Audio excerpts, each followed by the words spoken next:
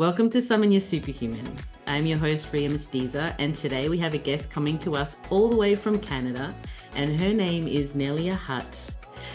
And also, she's a return guest, I have to mention, because if you may remember, 2 years ago, she was on the show, and we spoke about grief and the release of her first book, which was called Giving My Heart Room to Breathe.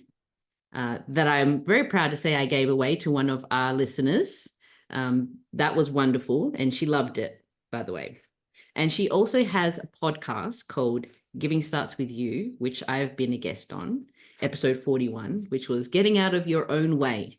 That was an awesome conversation. So both of those you should re-listen to or listen to if you haven't already. But I want to reintroduce her for those of you who haven't had the chance of being in her wonderful presence.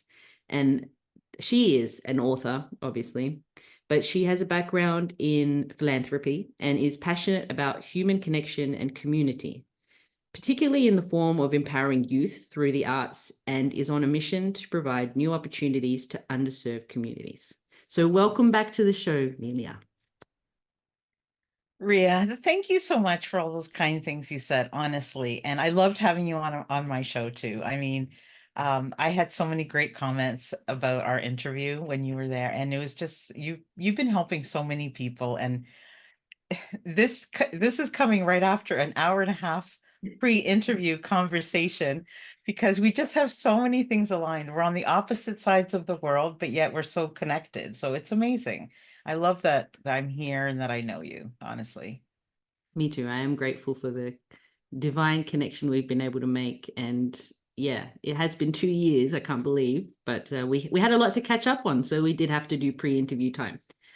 Nonetheless, and I also had to learn a little bit more about you. You're about to make an announcement on this show again, because it's a new chapter. It's like, why have the same guests? And it's like, well, a lot happens and things change and we pivot, and you're making a huge leap of love, a leap of faith. And I had to find out about your backstory a little bit, your career. You've obviously diverted and gone in different directions, finding out that, you're an audio engineer back in the days. And I also did audio engineering back in the days. That's so is crazy. And then going into more of an administrative, position in your career, but you've always had this passion for giving and being philanthropic, in your life, and raising a child and having a family and doing all these sorts of things. Like, my question is, you're working 40 hours a week, but you're also doing 40 hours a week of philanthropic work. Like, how does that even work? How do you juggle such a workload? Thank you, Ria. But I have to tell you, the philanthropy part and the love of giving back only came as an adult. I didn't feel that as a child. It came out of a very difficult time in my life when my father passed away. Um, and it was back in 2006.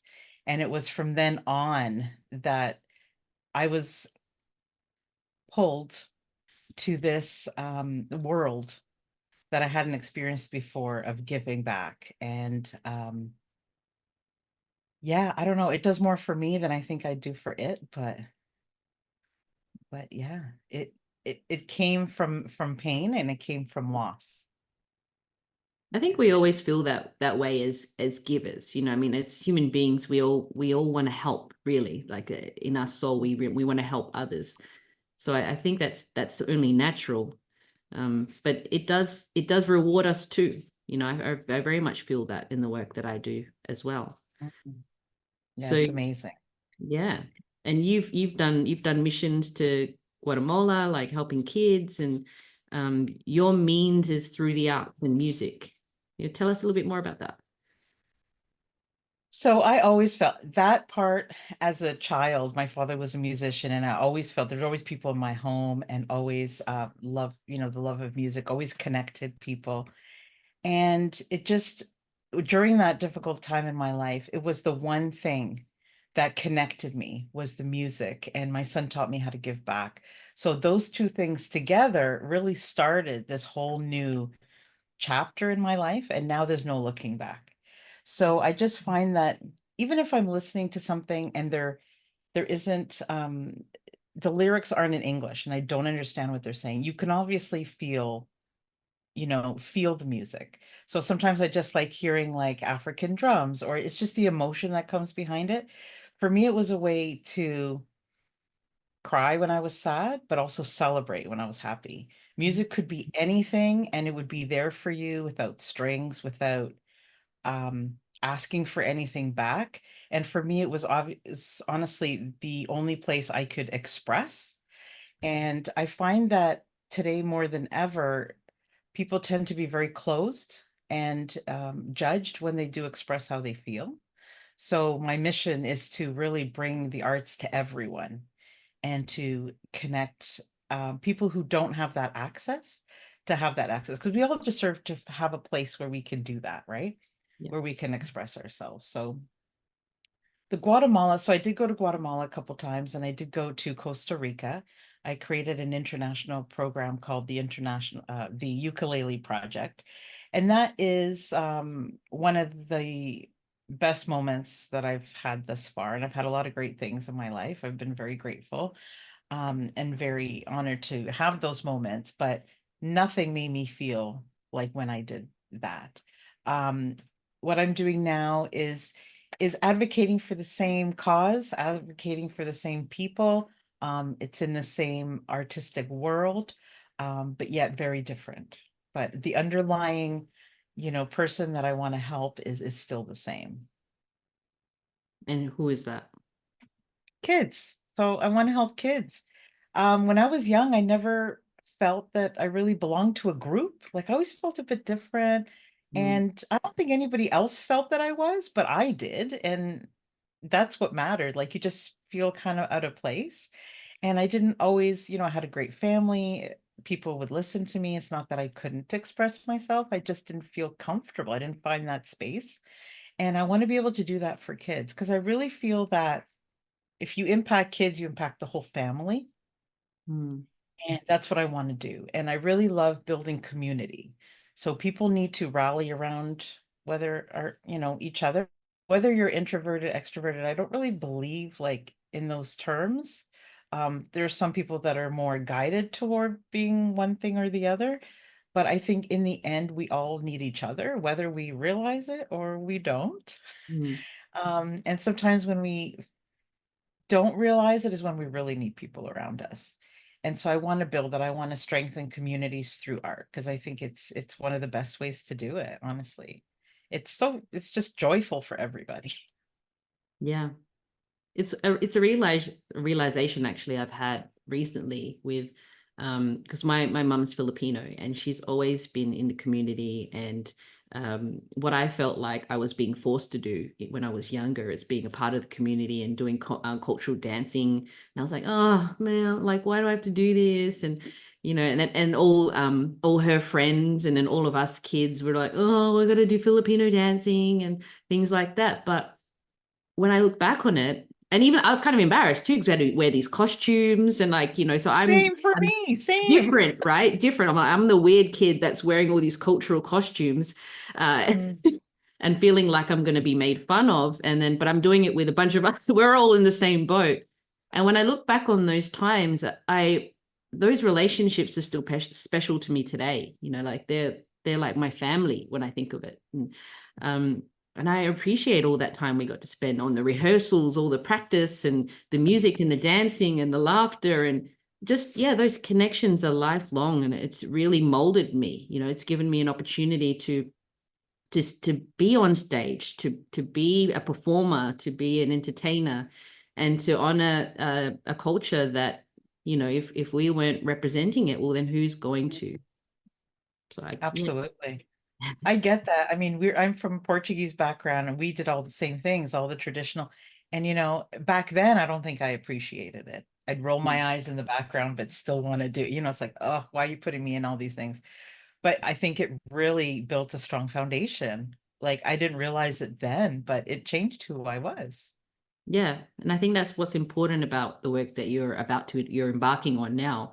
And before we go into that a little bit more, unpacking the suitcase, so to speak, because Yeah. you're that's what the new well, it's a company, but it's a nonprofit, charity as well. It's the Little Red Suitcase.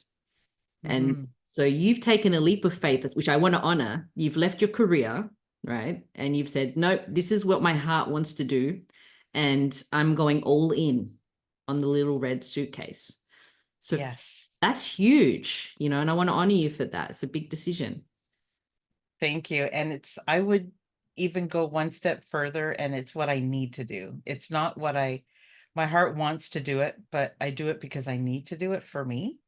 Yeah. Um, Nothing makes me feel as good as those moments where I'm connecting with somebody and I know that we can make their life a little, I'm not going to say better because that would assume that their life is not happy and Mm, not better. And that's not what we're about.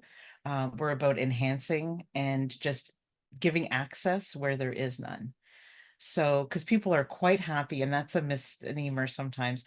People are quite happy, even if they're, live in third world countries or underdeveloped. They're still very happy with the way that they live.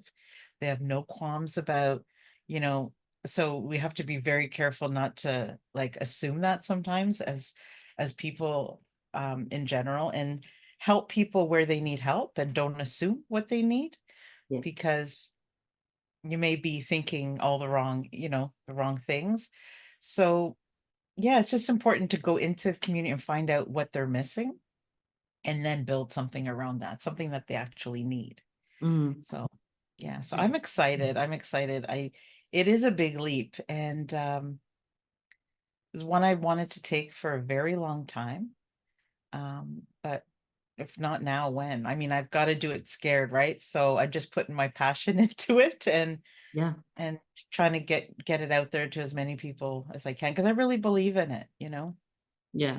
I think that's what we were touching upon we were talking beforehand. It's like we don't want to have regret. And if there's something is so strong and it's really wanting to come out of you, it's like you have to honor that. Otherwise you'll Mm. always wonder what if.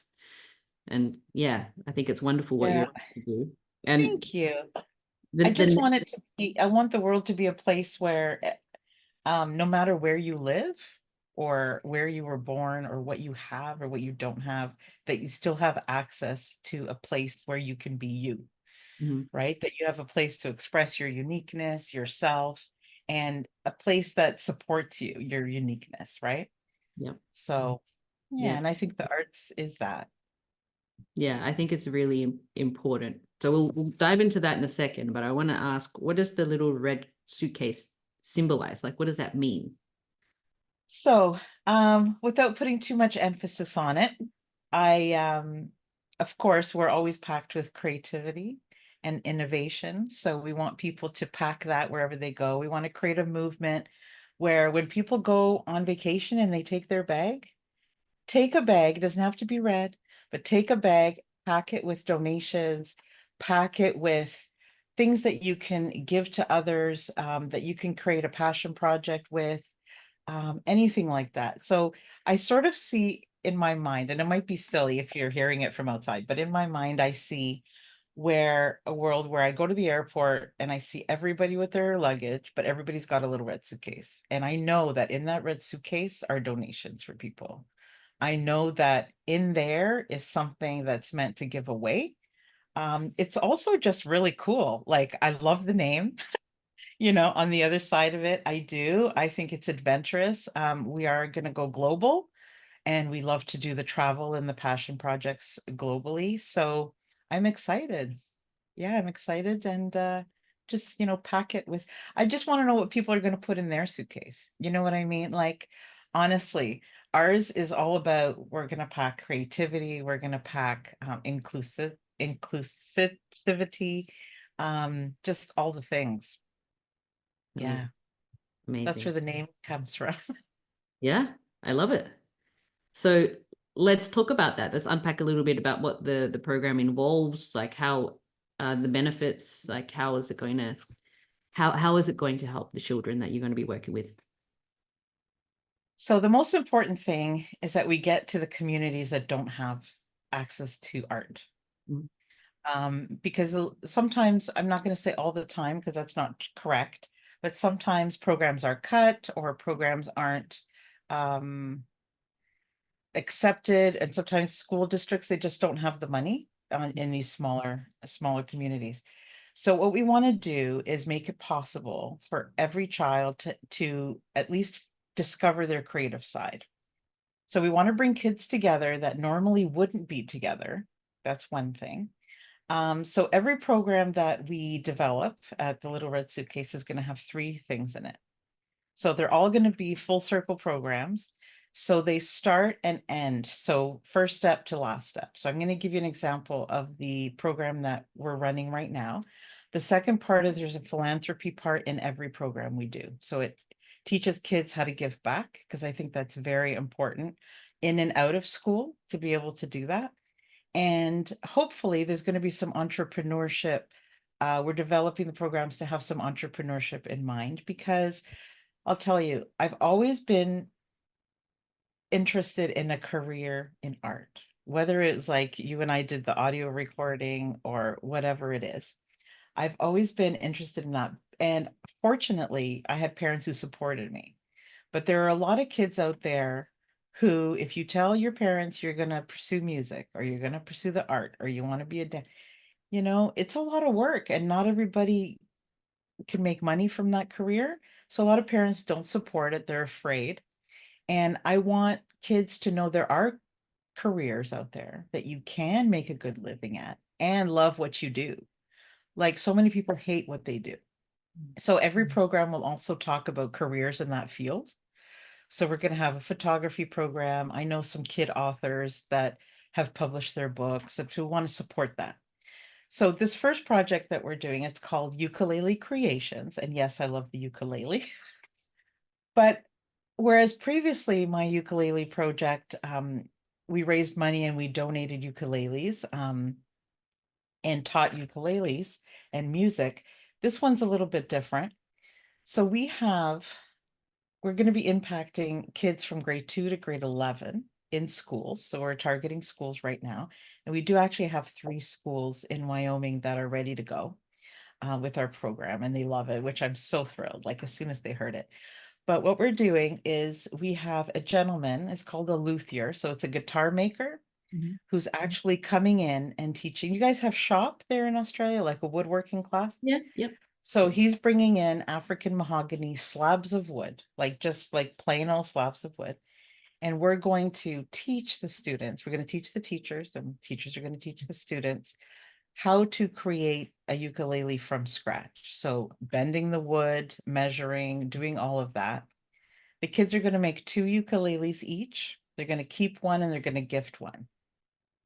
So this is going to be about 8-week process where we're going into the schools. They're building these instruments, like everything, like the bridge, everything to do it, cutting it, the whole thing. It's going to be so cool. And I've always wanted to learn to do it. So now I get a chance as well. And then within their same school, so these are schools in rural communities that maybe have 100 students from kindergarten to grade 12. So they're small schoolhouse schools. Mm. So within the school, they're going to be donating one of the ukuleles to a younger grade, maybe grade 2, maybe grade 5. And we have local artists already on board to come in, give them a talk about what it's like to be an artist, do a whole like career workshop. And the guitar gentleman is going to do that as well. He's going to, I mean, because who thinks of, like, when you're in school and you're like, oh, what do I want to do when I grow up? Who thinks of, I want to build instruments? Like, it's not heard of really, right? So he's going to present that as well. And the local artist is going to come in and help these kids beautify their ukuleles, figure out what kind of story they want to tell. They're going to paint them in their own way. And then we were going to end the program there, except we had so much interest from music teachers coming to us and saying, well, hold on a second. Now we want to teach these kids how to play them. So I'm like, yeah, obviously, right? Why didn't we think of that? So the interest is there. And so now we have a music education program, and the kids are going to take 6 weeks to learn how to play. Now, the best part of this is those shop kids never really would have met these other art kids, right? So we're bringing them together. They're learning how to give. They're learning how it feels to give. They get to keep it. But at the end, we want to bring the community together, whether it's in a gallery or at the school. we want to present these and have a show. So we want to have a performance. So these kids get to play what they've made with their own hands. And I think it's going to bring everybody together, and it's going to teach them about these careers. It's going to teach them new skills. It'll teach them how to work together, but also how to build this thing out of wood. Like, how cool. Like, I don't hear of any programs that you get to, Mm. actually learn how to build an instrument, right? So Yep. we're going to start with ukuleles, and then maybe in a couple years do tambourines or something, but I Yep. think it's just going to be a lot of fun. I think it's going to be cool. And I think it's going to really inspire kids and show them what's possible, that kids that wouldn't have that program in their schools. So that's basically what the program's about. We've got like the program's ready to go. We have the schools ready to go. And we didn't want to charge these schools. They're our first schools that we're running the program. So we're doing a crowdfunding campaign to raise money for the guitar material, for the ukulele materials and the artists and everything to come in. Yeah, and I just want everybody to know about it because I can't wait to do it. So right now we're doing it in the States, but this is something, underserved areas are everywhere. Mhm. They're in Canada, they're in Australia, they're everywhere. So I want to take the program where it's needed the most and where there isn't something like that already existing. So That's, I think it's, yeah, that's wonderful. I love, there's a lot of, I know a big value of yours is connecting and creating community. And, you were just spin into that. And I'm just thinking about all these kids that are going to be able to express themselves in ways that, they wouldn't have otherwise had the opportunity. And so that's beautiful. Being able to build something from scratch, you're speaking about the entrepreneurial aspect of it. And it's built, when you build a business or even building a career, you have to start from scratch somewhere, right? So then now you're starting with the woodwork and putting it all together, and you're not going to be great at it at first. You might suck at it, or you might have a natural knack for it. But there are so many different components to it, because if you're a hands-on, kinesthetic learner, and that's your strength, and it's like, all right, I really learn by putting my hands on things and Mhm. molding and putting things together. And then you've got someone that comes in and they're starting to learn chords, and they're like, wow, I'm actually really natural. Music is quite natural to me. People can hear. How many people do we know, that can pick up an instrument and play it just by ear? And then there are people Yeah, that need the note, like myself. I need the notes. I've got an ear, but I need the notes to be able to me play. too. And yeah, and so it's like it's bringing all these different personalities and strengths and characteristics together. I think that's Mm. going to be extremely valuable for these children to see all the challenges along the way, and being able to be resourceful and problem solve, and um, Yes. and be like, hey, Gary's really great at doing that. Maybe I'll ask him how he was able to get that particular outcome. And so it's like you're working together. I'm already starting to sort of get an idea of how this is going to be not only enjoyable, like you said, you said it's going to be fun and it's going to bring people together, but it's skills that they're going to be able to nurture and Mhm. develop as they get older, and into their adulthood and their careers.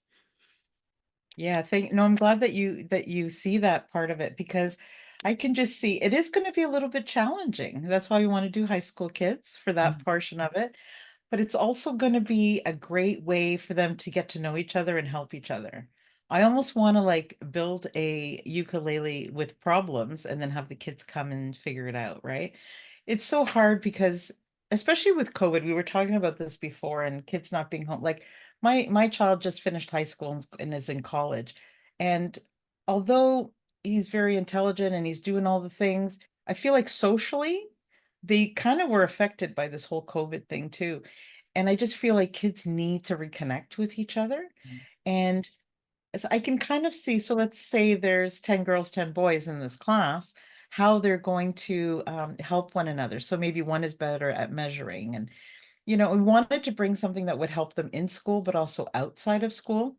Mhm. So when you get a job and, you're out in the real world, but yet you haven't had the experience of collaborating with people or teamwork or finding ways around problems and things like that, it's going to be tough. And I don't think that there is that opportunity everywhere before you get out in the real world, as they say, to Yeah. learn those things and at least not be judged. Because usually if like you're in class, you make a mistake, of course you don't want to put your hand up.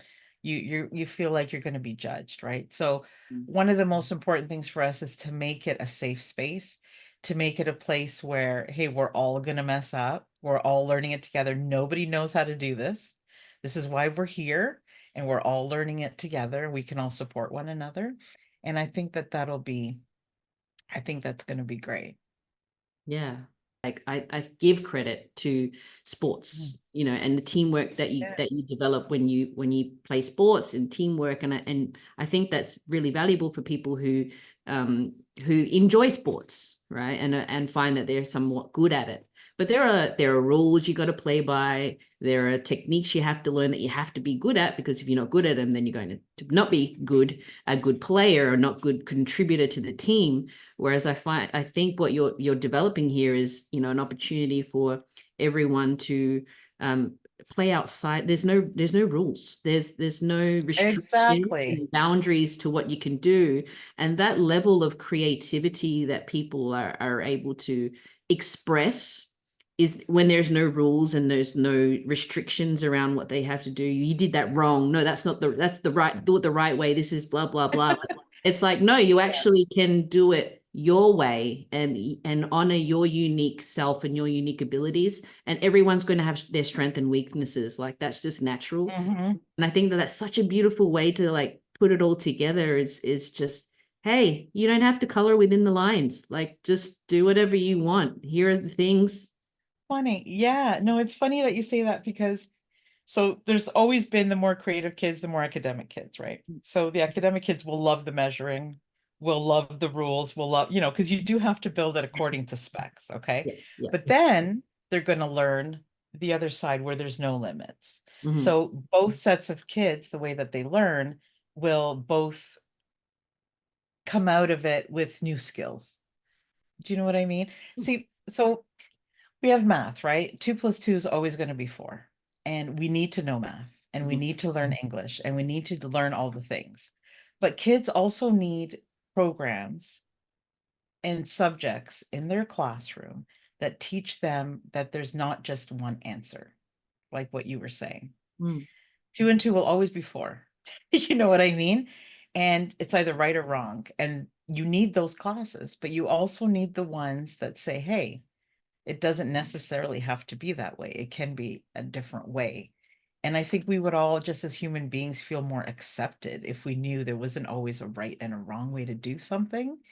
And just to give them a chance to not only discover their community and support each other, but to love themselves and to just accept themselves and celebrate that they're different. They have different skills than the kid next to them, and that's okay. They can all help one another. So Yeah. I that's what think I'm really looking forward to, seeing that relationship. exactly. I think it just gives them a platform to be themselves. And I don't think that I really felt like I had that in the school system growing Mhm. up. Like we spoke about how we didn't really feel like we fit in, we felt very different. And it could be a cultural thing, it could be just, we are all different in our own ways. And maybe we are all trying to find out where we fit. We all feel, because we are so different, and that's part of developing as a kid. So it's giving them that opportunity to see, wow, we're all fresh and new to this. Like, I've never built an instrument, so And what yeah. a cool thing to do. I mean, to just, my hope is that the kids will step away from that and just be like, I didn't know I could like do that as a job and like really like it and make Mm, money at it and be successful at it. I have other options, yeah. and value art is just as valuable as being an engineer or being a physician, or it's just different.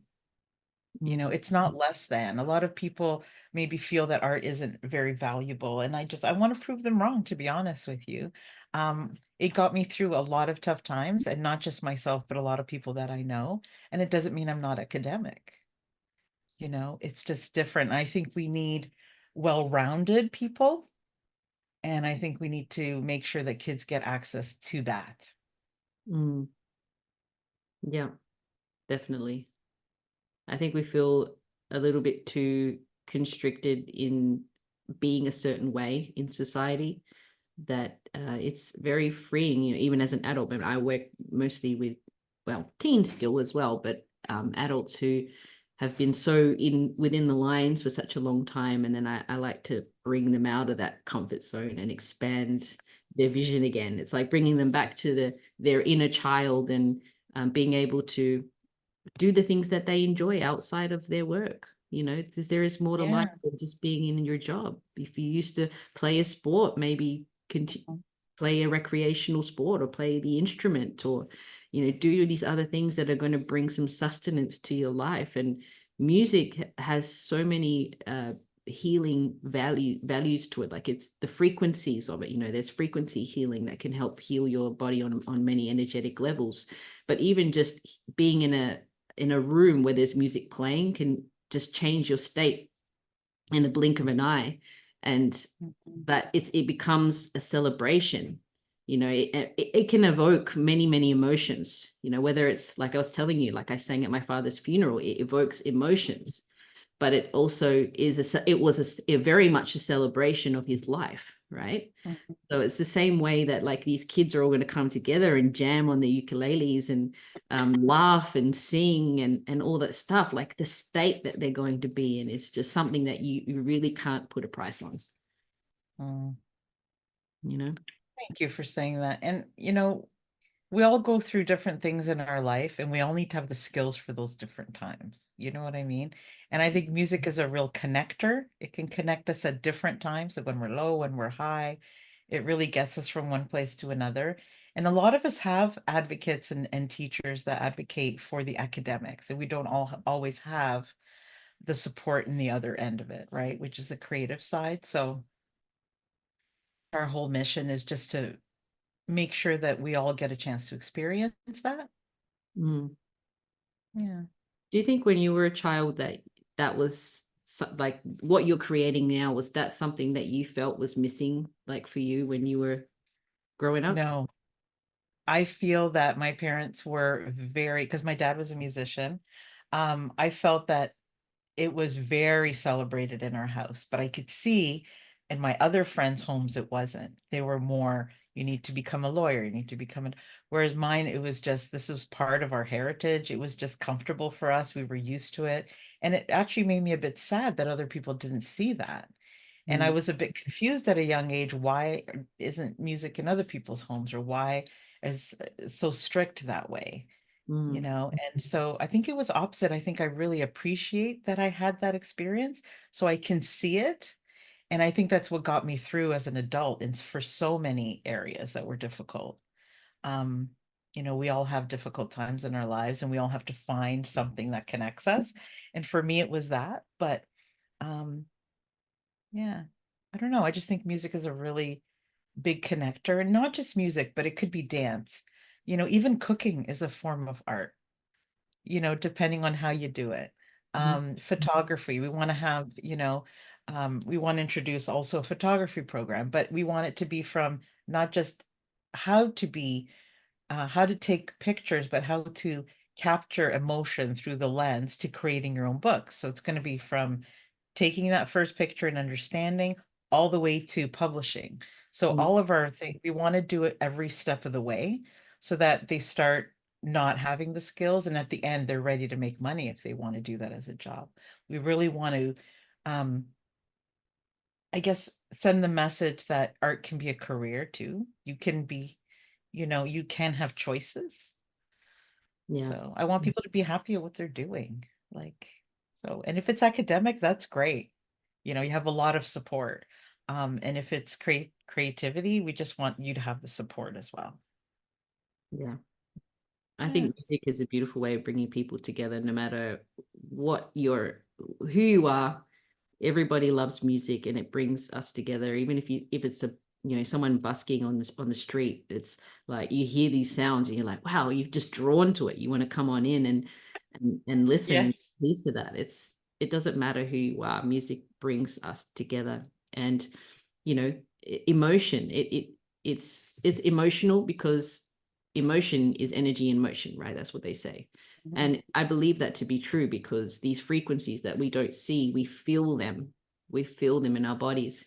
And that there is just, it's so profound, the impact that it can make, whether you're just a listener or you're like create, like actually playing and getting the vibrations from the instrument as well. Like there's just so much going on there, and these are Mhm. going to be memories that they're going to remember for the rest of their life.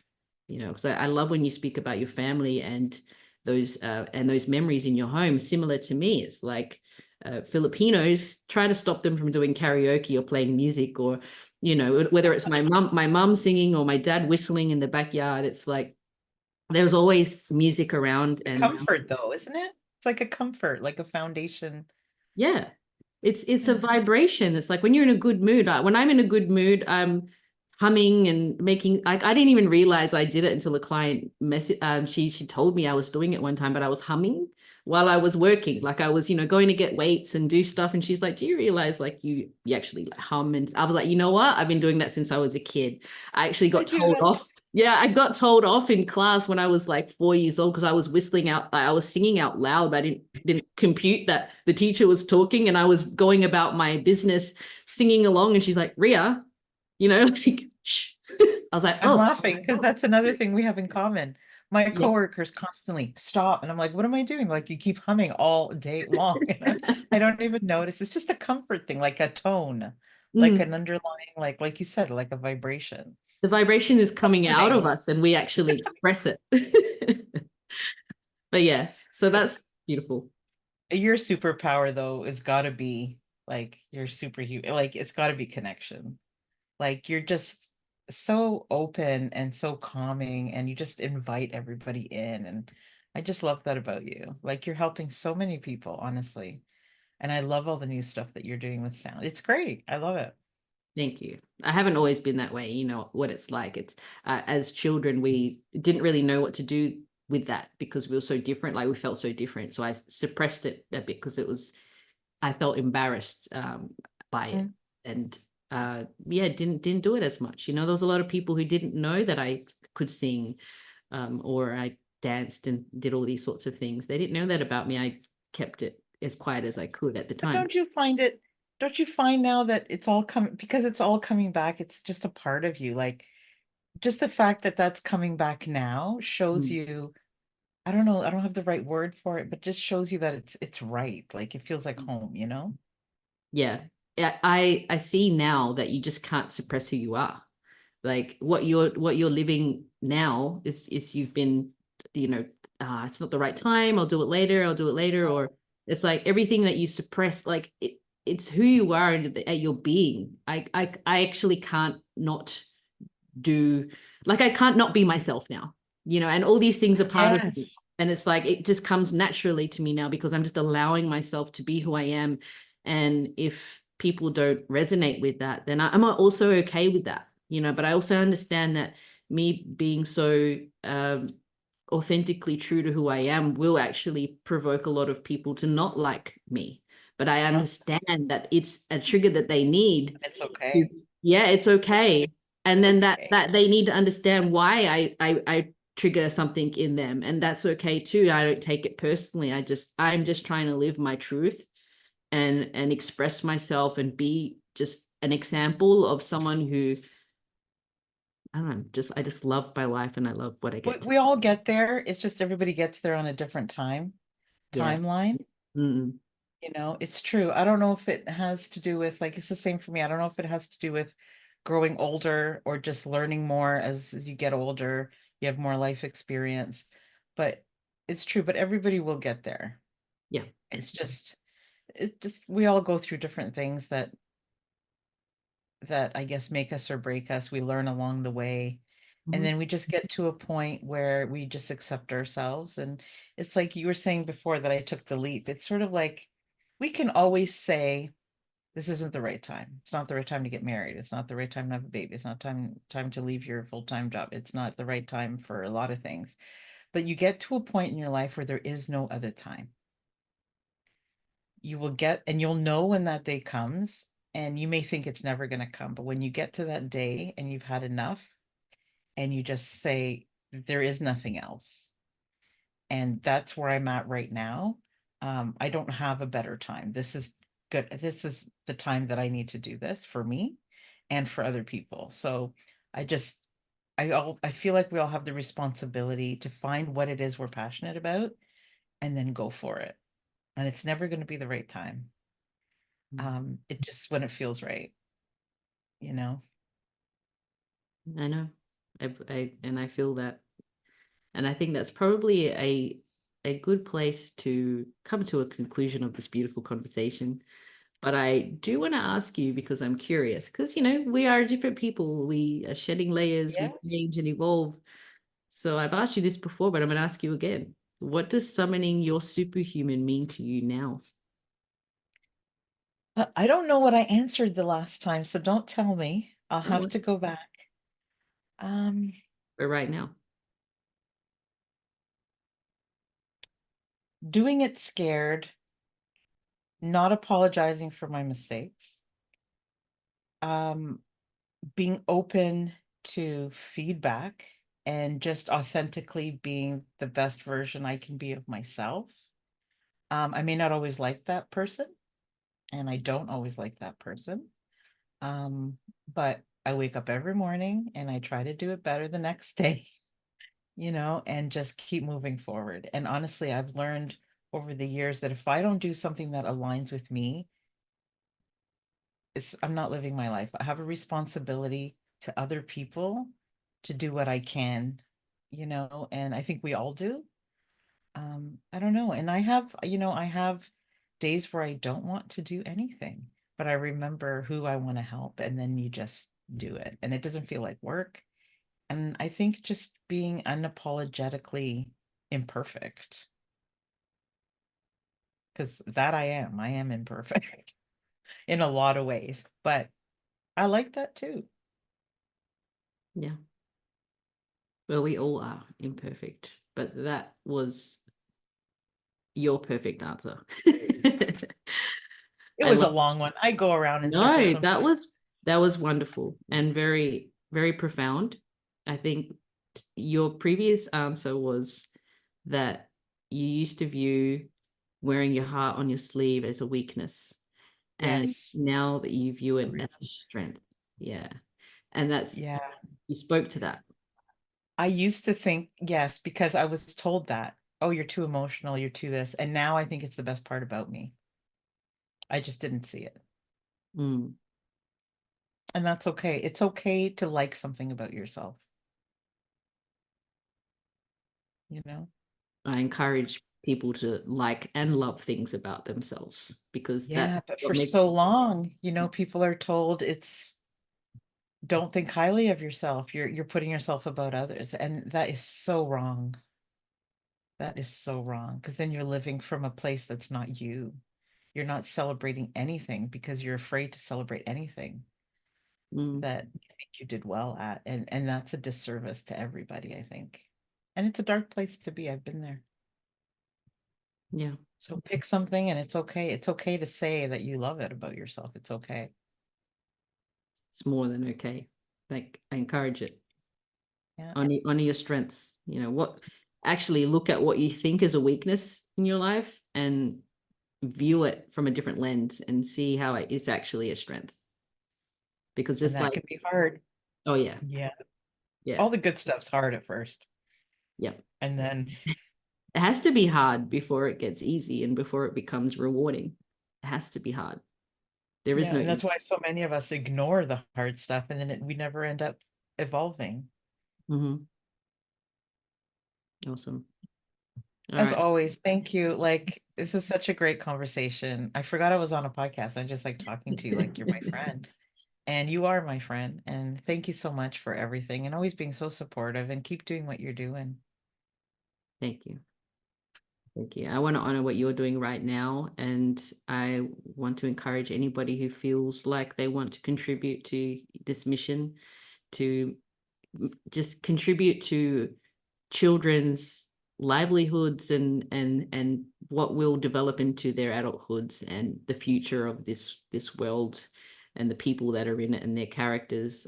I want to encourage anyone listening to this that I will have a link to let you know where you can make a donation, and I'd love to encourage you to open up your little red suitcase and make a contribution to children that you may never meet, but you know that you've been able to make an impact.